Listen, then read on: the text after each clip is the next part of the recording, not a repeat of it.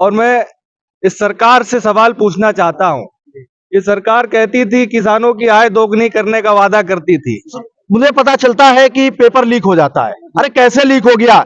अरे तुम्हारी लीकेज सरकार है क्या? सभी लोगों ने नारा सुना होगा कि राम आएंगे, राम दोबारा आएंगे। अच्छा, हम पूछना चाहेंगे कि राम कहीं गए थे क्या? राम मंदिर बन गया वो ठीक है, हमारी आस्था का विषय है। हमारी आस्था का ठेका कोई भाजपा ने नहीं ले लिया। साथ में बहुत ही कहीं ना कहीं पॉलिटिक्स से जुड़े हुए भैया भी हैं, यश दोहरे जी, इनसे भी बात करेंगे कि अगर देखा जाए काफी फील्ड में रहते हैं, तो इस वर्ष पिछली साल की अपेक्षा देखें तो किसानों के लिए कैसा वर्ष जाने वाला है? सर, जानना चाहेंगे कि पिछली वर्ष किसानों को आलू के कहीं ना कहीं फसल में लंबी चपेट देखने को मिली है।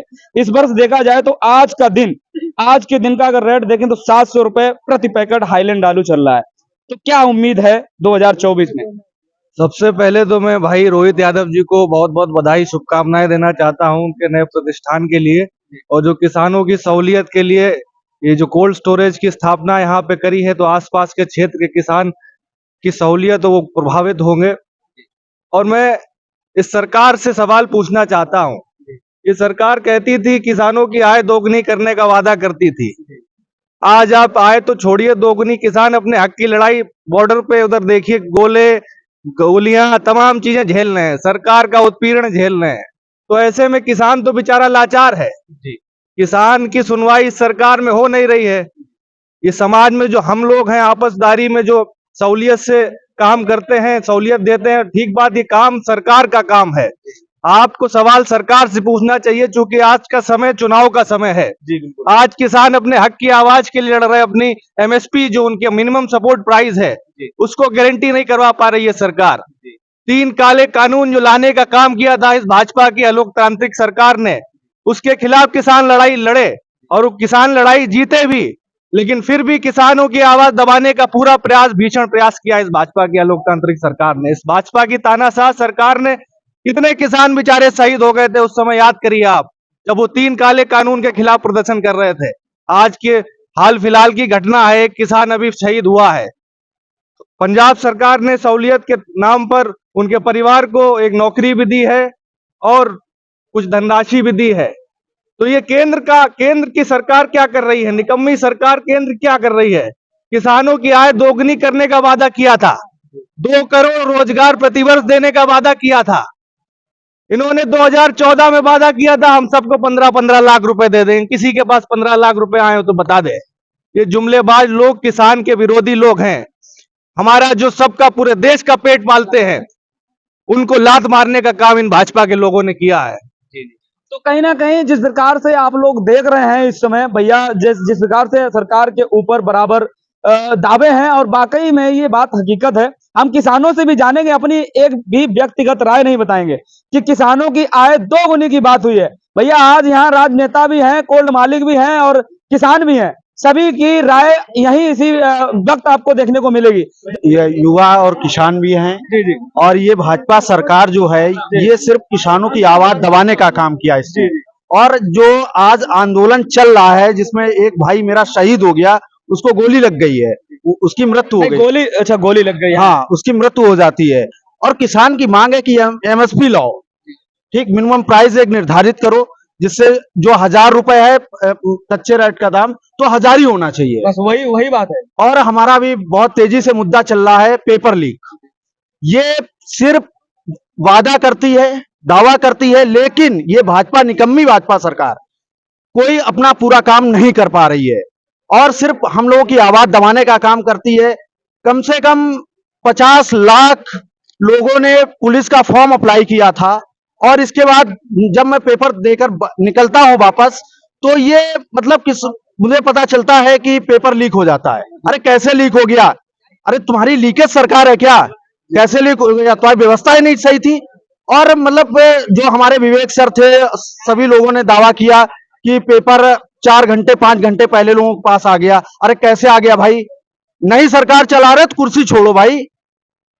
अच्छा, ये एक बात हम जानना चाहेंगे, जिस प्रकार से आपने बोला है पेपर लीकेज के बारे में, अब पेपर लीक तो हो गया, ये बिल्कुल आपने बढ़िया मुद्दा मेरे सामने लाया है और इस पे हम भी थोड़ी चर्चा करना चाहेंगे। भैया, जितने भी हमारे स्टूडेंट थे, फार्म डाला, फीस कटी, बजट पहुंचा, हर चीज पास होने के बाद में पेपर की एग्जाम डेट भी फाइनल हो गई। हमारे स्टूडेंट यहाँ से जाके दूसरे दूसरे राज्य में एग्जाम दे रहे हैं, कोई झांसी जा रहा है, कोई आगरा जा रहा है, कोई कहीं जा रहा है, अपना सारा पैसा कुल मिला के बर्बाद कर दिया। और आज जब फाइनल स्टेज पे उसका रिजल्ट निकल के पेपर होने के बाद में एक दिन या 24 घंटे या 8 घंटे बाद उनको सुनने को मिले भैया पेपर लीक हो गया, तो उसका अब ये भी नहीं प्रमाणित नहीं है कि भैया अब दोबारा पेपर एग्जाम डेट कब है। जो पुलिस का अभ्यर्थी होता है वो एक किसान परिवार से होता है, बिल्कुल। ना किसी मंत्री का बेटा होता है, ना किसी सांसद का होता है। आप उसको दबा के अभी क्या नाम प्रयागराज में 3 दिन पहले एक युवक फांसी लगाकर मर गया, जिसने ऐसी चार घटनाएं बराबर हाँ होती ऐसी घटनाएं बराबर हो रही हैं। और जो मतलब हम एक शिक्षक स्टूडेंट हैं जी, जी। और 6 साल से मैं तैयारी कर रहा हूं लगातार, लेकिन ये निकम्मी भाजपा सरकार, हमने अभी शिक्षा मंत्री का घेराव किया, फिर भी जो है कोई लाभ किसी प्रकार का नहीं मिल पा रहा है। और ये जो है सिर्फ आवाज दबाने का काम करती है।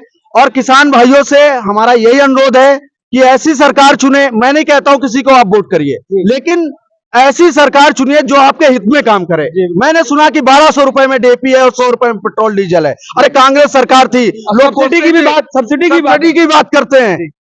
कांग्रेस सरकार थी जब 54-55 रुपए में बिकता था डीजल पेट्रोल, तो हमारी स्मृति ईरानी जी चूड़ियां फोड़ देती थी सड़कों पर। ये लोग रोड से करते थे कि नहीं ऐसा नहीं, ऐसा ये है, महंगा है, 500 में सिलेंडर बिक रहा है, वही आदमी 1000 में ले रहा है सब्सिडी। उन्होंने कहा मैं सब दावा कर रहा हूं कि सब्सिडी मिलेगी सभी को, लेकिन उन्होंने 2 महीने 3 महीने योजना चली, इसके बाद ठप कर दी जाती है।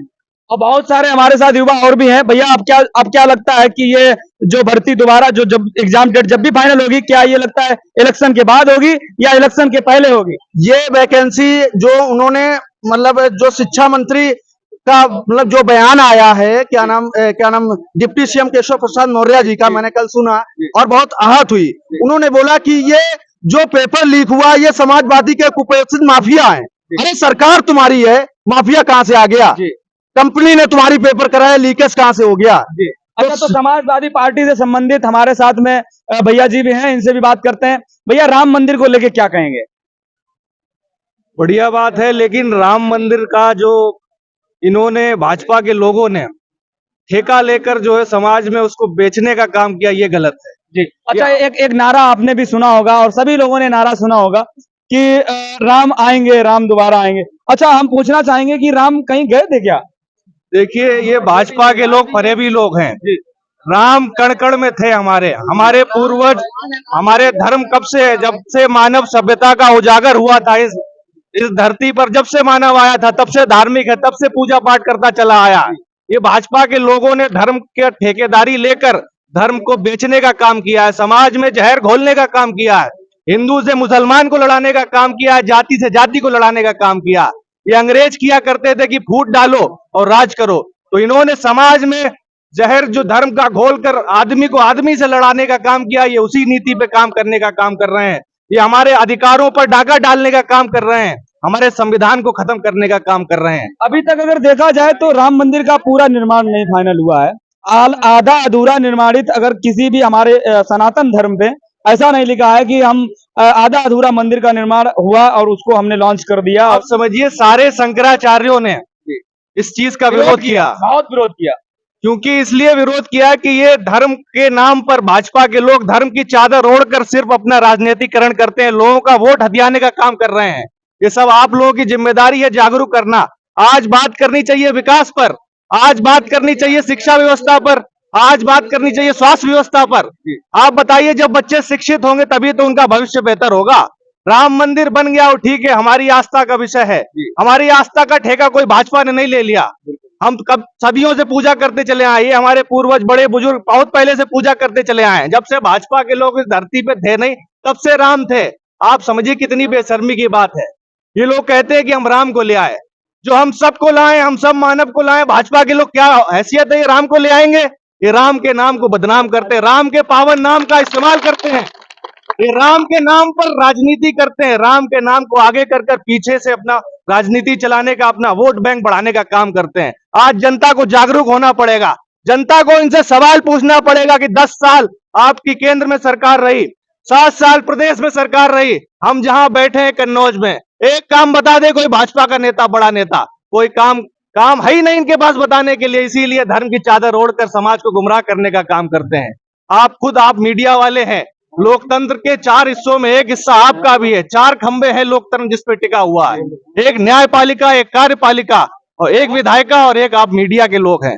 आपको सरकार से सवाल पूछना चाहिए कि आपने 7 साल केंद्र प्रदेश में रहे, 10 साल केंद्र में रहे, हमारी जन सुलभ और जन कल्याणकारी कौन सी व्यवस्था ला दी हमारे लिए, हमारे समाज को बेहतर कराने के लिए कौन से अस्पतालों का निर्माण कर दिया, कौन से कॉलेजों का निर्माण कर दिया। इनके पास कोई जवाब नहीं है। ये धर्म के नाम पर सिर्फ आदमी को बांटते हैं, गुमराह कर कर अपनी राजनीति चमकाने का काम करते हैं। ये आप सबको जागरूक करना पड़ेगा, क्योंकि आज समझते हैं आप टीवी की मीडिया की स्थिति आप जानते हैं कि बड़े बड़े मीडिया हाउसेस जो हैं भाजपा के गिरफ्त में हैं।